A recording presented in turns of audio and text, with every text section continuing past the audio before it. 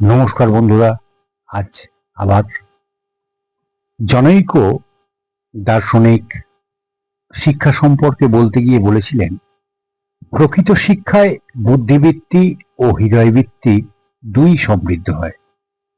একজন অশিক্ষিত চোর মালগাড়ি থেকে চুরি করে, কিন্তু একজন শিক্ষিত চোর পুরো রেলপথটাই চুরি করে নিতে পারে।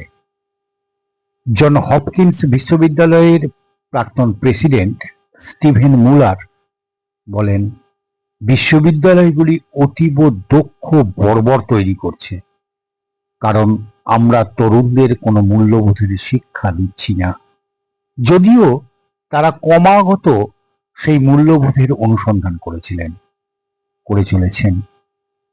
গ্রেড পাওয়ার জন্য নয়, আমাদের প্রতিযোগিতা হওয়া উচিত জ্ঞান ও বৈদগ্ধ্যতা লাভের জন্য।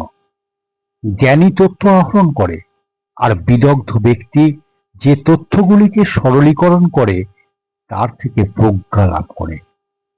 বিশেষ কিছু হৃদয়ঙ্গম না করেও একজন ভালো গ্রেড বা ভালো ডিগ্রি পেতে পারে, কিন্তু প্রকৃত শিক্ষায় শিক্ষিত হতে হয় সে বিষয়ে অবহিত হওয়াই সবচেয়ে গুরুত্বপূর্ণ।